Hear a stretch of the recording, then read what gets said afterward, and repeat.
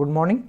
आज मॉर्निंग में मैं 3 बजे उठा और उठने के बाद सबसे पहले मैं करंट अफेयर्स पढ़ने के लिए बैठ गया, क्योंकि मॉर्निंग में करंट अफेयर्स में अच्छे से पढ़ पाता हूँ। बट अब मॉर्निंग में सुबह सुबह डेली अगर मैं लैपटॉप की तरफ देखता हूँ तो आंखें दुखती हैं। ऐसा लगता है कि जैसे ड्राइनेस आ रही हो आंखों में बहुत ज़्यादा। मैं दिसंबर के वीक 2 पर हूँ, वो मैंने बैंकिंग अवेयरनेस और डिफेंस तक की पूरी करंट अफेयर्स पढ़ ली थी। कल के लिए पीडीएफ में मैंने ज़्यादा चीज़ें नहीं छोड़ी हैं, सिर्फ मेमोरेंडम ऑफ अंडरस्टैंडिंग और अपॉइंटमेंट्स और लास्ट में जो न्यूज़ रहती हैं मिसलेनियस न्यूज़ वो रह गई हैं बस। उन्हें मैं कल ख़त्म करके फिर परसों से रिवीजन करूँगा दिसंबर वीक 2 का।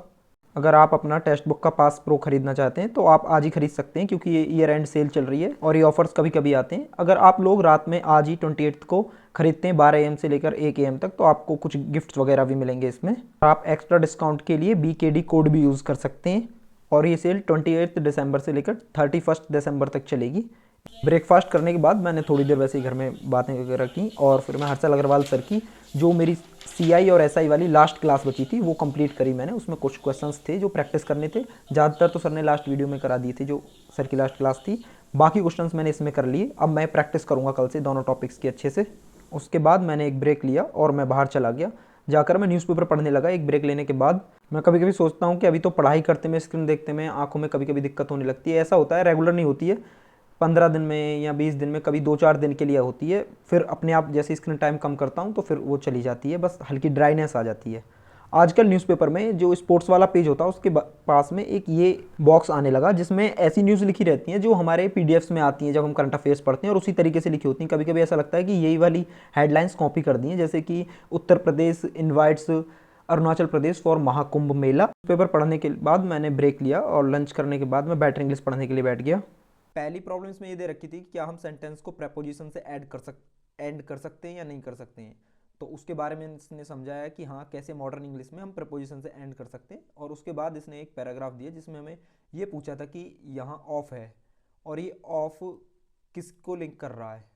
ऑफ लिंक कर रहा है यहाँ पीरियड को, क्योंकि ये नाउन को लिंक करता है। और वैसे ही फिर इसमें 27 इसमें प्रपोजिशन और किससे वो लिंक कर रहा वो सर्च करने के लिए दिए, और फिर 21 नेक्स्ट पैराग्राफ में दिए थे। ये मैंने 27 दिए थे और फिर 20 की, जैसे ऑफ फ्रांस को, बिफोर रिवॉल्यूशन को, ऐसे।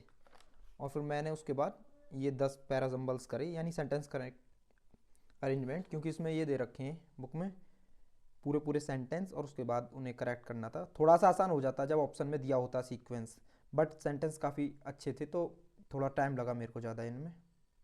इंग्लिश करने के बाद मैं बाहर गया हुआ था तो वहीं मुझे रास्ते में पता चला कि SBI PO की नोटिफिकेशन आउट हो गई है। तो मैं एक्साइटेड होकर थोड़ा सा आया वापस और बैठ के सीधा नोटिफिकेशन पढ़ने लगा बड़ा इंटरेस्टेड होके। बट जैसे ही मैंने आगे स्क्रॉल किया और देखा कि वैकेंसी कितनी है, तो मतलब 600 वैकेंसी ओवरऑल दी है। लास्ट ईयर जनरल की 600 के पास थी वैकेंसी, बहुत ज़्यादा कम है। बट कोई नहीं, उससे ज़्यादा बड़ी प्रॉब्लम है कि पैटर्न भी बिल्कुल चेंज कर दिया, उल जुलूल सा बना दिया कि इंग्लिश को 40 नंबर बना दिया प्री में और मेंस में बिल्कुल ख़त्म कर दिया। और वहाँ फिर डिस्क्रिप्टिव राइटिंग भी बिल्कुल चेंज कर दी है। अब पता नहीं कैसा होगा उसमें, पर हम लोग क्या कर सकते हैं, जैसा पैटर्न है, जितनी वैकेंसी है प्रिपरेशन तो करनी है ही SBI क्लर्क और PO की, क्योंकि ये साल भी वैसे ही निकला जा रहा है कि प्री और मेंस क्लियर करके बिना फाइनल सिलेक्शन के। ये मेरा लास्ट ईयर का SBI क्लर्क का प्री का स्कोर कार्ड है। मेरे 68 मार्क्स आए थे और कट ऑफ गई थी 60.50 पे। इसका मेंस 24 फरवरी को था और उसके पास में मेरा इंटरव्यू था, और मैंने सोचा था कि कट ऑफ काफ़ी ऊपर जाएगी तो हो सकता है कि प्रीलिम्स ना क्लियर हो, इसलिए मैंने इसके मेंस की भी प्रिपरेशन स्टार्ट नहीं की थी। इंटरव्यू में ही लगा रहा था, क्योंकि जैन के एंड में मैं SBI PO का इंटरव्यू देके आया था और फिर आगे फरवरी के एंड में IBPS PO का इंटरव्यू था। तो मैंने ये इसका मेंस छोड़ दिया था, मिस्टेक की थी बहुत बड़ी। ये मेरा SBI PO प्री का स्कोर कार्ड है। इसमें मेरे 70.75 मार्क्स आए थे और कट ऑफ गई थी 59.25 में। अब 5 नवंबर में IBPS PO का मेंस दे के आया था और 5 दिसंबर में SBI PO का मेंस था। पर लास्ट ईयर कंसिस्टेंसी कुछ ऐसी थी कि मैं 15 तारीख या 16 तारीख तक कुछ खास पढ़ा नहीं, 1 आध घंटे बस रीडिंग करता रहा और उसके बाद मैंने करंट अफेयर्स वगैरह रीड करने स्टार्ट किए थे। तो लास्ट मोमेंट पे बस करंट अफेयर पढ़ा और ज़्यादा चीज़ें रिवाइज नहीं की मैंने, तो इसलिए मेरे स्कोर ज़्यादा आया ही नहीं। 70 जनरल की कट ऑफ गई थी और मेरे 77.25 थे।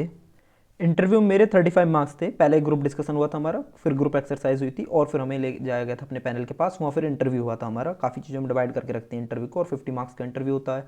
तो 35 का हाफ करके 17.5 मार्क्स मेरे बैठे थे इंटरव्यू के नॉर्मलाइज्ड होके, और 75% करते हैं मेंस का तो 23.18 बैठे थे मेरे मेंस का स्कोर। कट ऑफ गई थी जनरल की 44.60 पर, मेरे 40.68 थे। ओबीसी की 39.73 गई थी। ईडब्ल्यूएस में मेरे साथ 2 लोग थे जो इंटरव्यू में प्रिपरेशन की थी मेरे साथ ही, उन्होंने उनके सिलेक्शन हो गया था दोनों का, क्योंकि 36.03 गई थी ईडब्ल्यूएस की कट ऑफ। जो मैंने इंटरव्यू वाली वीडियो बनाई थी उसमें किसी ने कमेंट सेक्शन में किया था कि भाई आपके 39.6 मार्क्स थे आईबीपीएस पीओ का फाइनल स्कोर, तो आपका लिस्ट में नाम क्यों नहीं है? कट ऑफ तो 38.71 गई थी। मैं बता दूं कि वो कट ऑफ ईडब्ल्यूएस की गई थी 38.71, जनरल की 41.13 थी, और मिनिमम जो स्कोर रिजर्व लिस्ट के लिए चाहिए था वो 40.38 थी। थैंक यू फॉर वॉचिंग, मिलते हैं अगली वीडियो में।